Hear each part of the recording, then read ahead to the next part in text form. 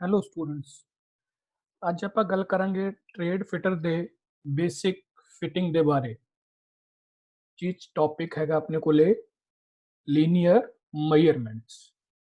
ਇਸ ਟੌਪਿਕ ਦੇ ਕੰਪਲੀਟ ਹੋਣ ਤੇ ਆਪਾਂ ਕੀ ਪੜ੍ਹ ਸਕਦੇ ਹਾਂ, ਸਿੱਖ ਸਕਦੇ ਹਾਂ।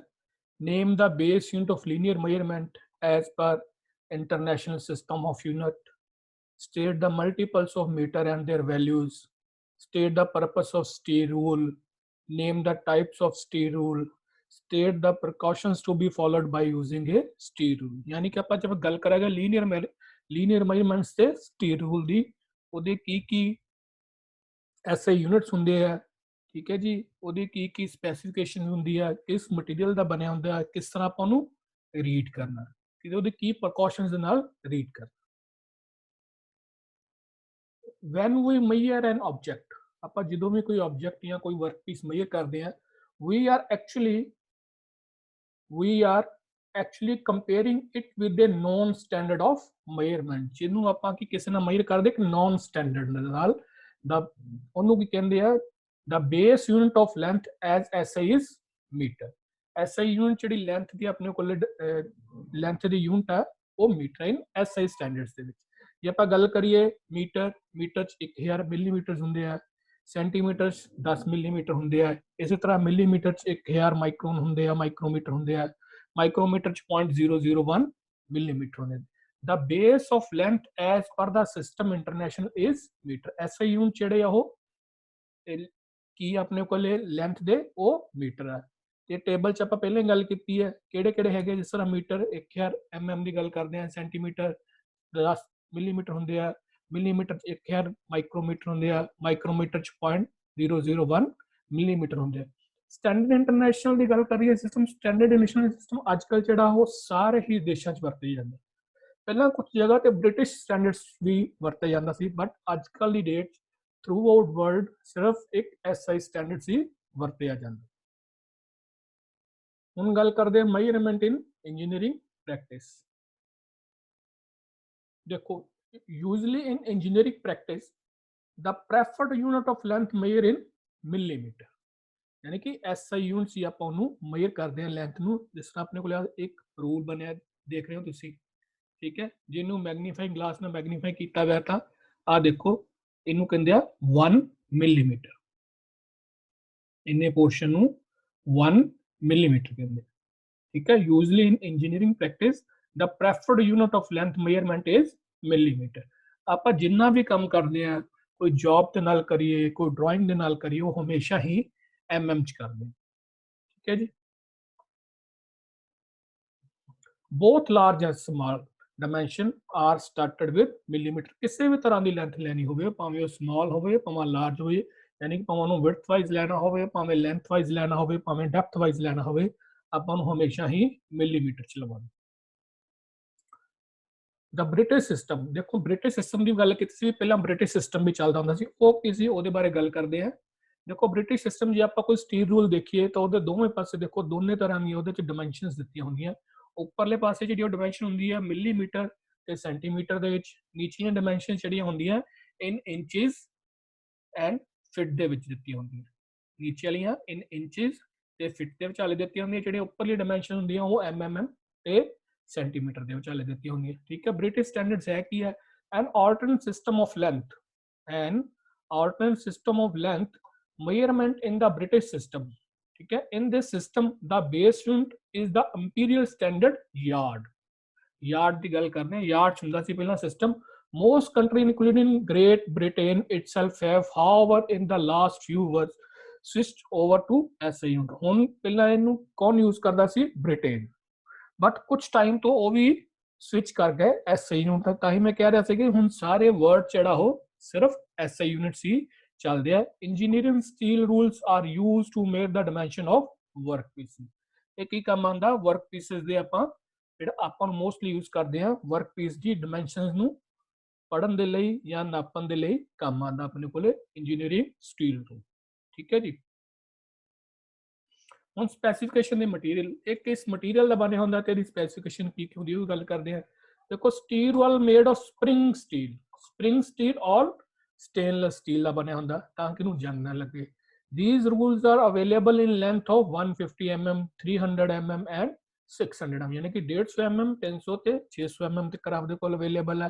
The reading accuracy of steel rule is the reading accuracy of steel is 0.5 mm and 1 by 64 inches। ठीक है जी, देखो पिछली स्लाइड्स देख दिया ਆਪਾਂ।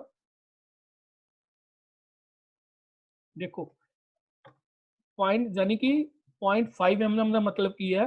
ਦੇਖੋ ਆ ਇੱਕ ਦੇ ਵਿੱਚ ਇੱਕ ਤੋਂ ਜੇ 11 ਤੋਂ ਆਪਾਂ 12 ਦੀ ਗੱਲ ਕਰੀਏ ਤਾਂ ਇਹਦੇ ਵਿੱਚ ਆ ਦੇਖੋ ਇੱਥੋਂ 0 1 ਤੋਂ ਲੈ ਕੇ 2 ਤੱਕ ਦੀ ਗੱਲ ਕਰੀਏ ਤੇ ਇਹਦੇ ਵਿੱਚ 20 ਲਾਈਨ ਲੱਗੀਆਂ ਹੋਈਆਂ। ਠੀਕ ਹੈ, ਜੇ 10 ਤੋਂ 11 ਦੀ ਗੱਲ ਕਰੀਏ ਤਾਂ ਇਹਦੇ ਵਿੱਚ 10 ਲਾਈਨਾਂ ਲੱਗੀਆਂ। ਜਿਹੜੀਆਂ 10 ਲਾਈਨਾਂ ਯਾਨੀ ਕਿ ਇੱਕ ਲਾਈਨ 1 mm ਦੀ ਹੈ। ਜੇ 2 ਤੋਂ ਲੈ ਕੇ 3 ਤੱਕ ਦੀ ਗੱਲ ਕਰੀਏ ਤਾਂ ਇੱਕ ਲਾਈਨ 0.5 mm ਦੀ ਹੈ। ਠੀਕ ਹੈ, ਇਸ ਲਈ ਇਹਦੀ ਚੀਜ਼ ਹੈ 0.5 mm ਮਿਨੀਮਮ ਇਹਨਾਂ ਮੇਜਰ ਕਰ ਸਕਦੇ ਆ ਤੇ 1 ਇੰਚ 64 ਲਾਈਨਸ ਲੱਗੀ ਹੋਈਆਂ, ਇਸ ਲਈ ਇਹਨੂੰ 1/64 ਜਿਹੜਾ ਆਪਾਂ ਇਨ ਇੰਚਸ ਮੇਜਰ ਕਰ ਸਕਦੇ। ਠੀਕ ਹੈ, ਹੁਣ ਦੇਖੋ ਇਹਨੂੰ ਪੜ੍ਹਨਾ ਕਿਸ ਤਰ੍ਹਾਂ, ਇਹਦੀ ਐਕੂਰੇਸੀ ਪੜ੍ਹਨ ਦੀ ਕਿਸ ਤਰ੍ਹਾਂ, ਇਹਨੂੰ ਕਿਸ ਤਰ੍ਹਾਂ ਰੀਡ ਕਰਨਾ। ਸਟੀਲ ਰੂਲ ਨੂੰ, ਸਟੀਲ ਰੂਲ ਨੂੰ ਹਮੇਸ਼ਾ ਦੇਖੋ ਜਿਵੇਂ ਆ ਫਿਗਰ ਬਣੀ ਹੋਈ ਆ, ਹਮੇਸ਼ਾ ਉੱਪਰੋਂ ਰੀਡ ਕਰਨਾ। ਵਿਊ ਪੁਆਇੰਟ ਤੁਹਾਡਾ ਆ ਹੋਣਾ ਚਾਹੀਦਾ। ਮੰਨ ਲਓ ਕੋਈ ਵੀ ਜੌਬ ਤੁਹਾਡੀ ਆ ਪਈ ਆ ਜਾਂ ਲੈਂਥ ਮੇਜਰ ਕਰਨੀ ਹੈ ਕਿਸੇ ਚੀਜ਼ ਦੀ, ਜਿਸ ਤਰ੍ਹਾਂ ਸਟਾਕ ਸਟੀਲ ਰੂਲ ਪਿਆ ਆਪਣੇ ਕੋਲੇ ਆ, ਬਲੇਡ ਯਾਨੀ ਕਿ ਜਿਹੜਾ ਆ ਪਿਆ ਆਪਣੇ ਕੋਲੇ ਇੱਕ ਹੀ ਚੀਜ਼ ਹੈ।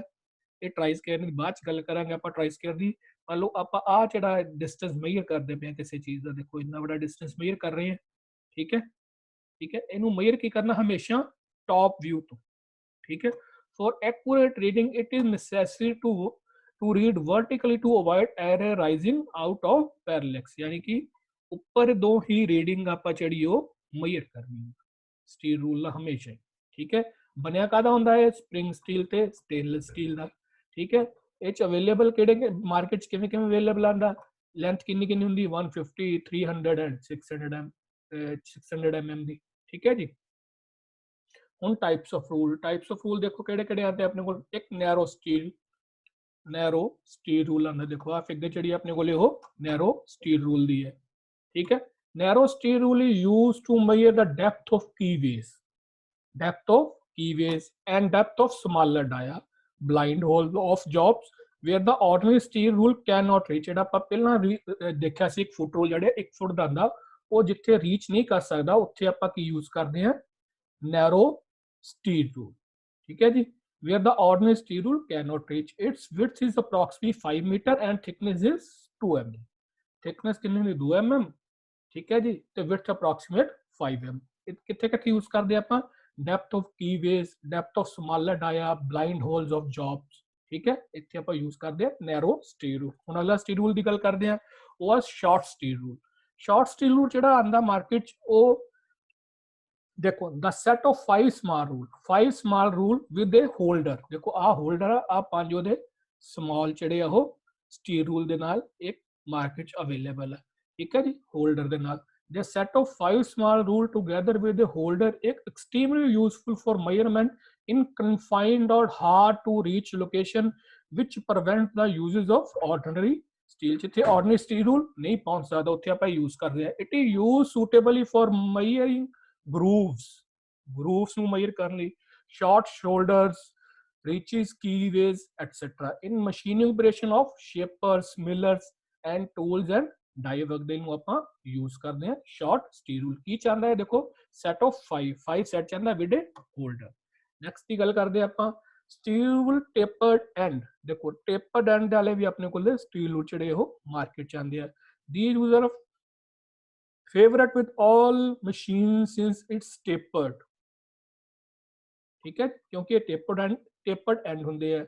Permit measuring of inside sides of small holes। small hole the inside ਆਪਾਂ ਜਿਹੜਾ ਸਾਈਜ਼ ਲੈਣਾ ਹੋ ਇਹਦੇ ਨਾਲ ਲੈ ਸਕਦੇ ਹਾਂ। ਨੈਰੋ ਸਲॉट, ਗਰੂਵ, ਰੈਸੈਸਿਸ ਐਟਸੈਟਰਾ ਦਾ ਆਪਾਂ ਜਿਹੜਾ ਇਹਨਾਂ ਜਿਹੜਾ ਆਪਾਂ ਲੈਂਥ ਮੇਜਰ ਕਰ ਸਕਦੇ ਹਾਂ। the rule has a taper from 1/2 inches width at the 2 inches graduations। ठीक है जी, ਜਿਵੇਂ 2 ਇੰਚ ਤੱਕ ਦੀ ਗ੍ਰੈਜੂਏਸ਼ਨ ਦੀ ਟੇਪਰਡ ਕੀਤੇ ਹੁੰਦੀ ਹੈ। ਠੀਕ ਹੈ ਜੀ, ਇਹਦੇ ਜਿਹੜੇ ਸਰਫੇਸ ਜਿਹੜੇ ਆਪਾਂ ਨੂੰ ਬਚਾਣੇ ਪੈਂਦੇ ਆ ਇਹਦੇ, ਤਾਂ ਕਿ ਪ੍ਰੋਟੈਕਟ ਕਰਨੇ ਪੈਂਦੇ ਆ ਤਾਂ ਕਿ ਇਹ ਜਿਹੜੇ ਡੈਮੇਜ ਨਾ ਹੋ ਜਾਣ ਰਸਟ ਤੋਂ।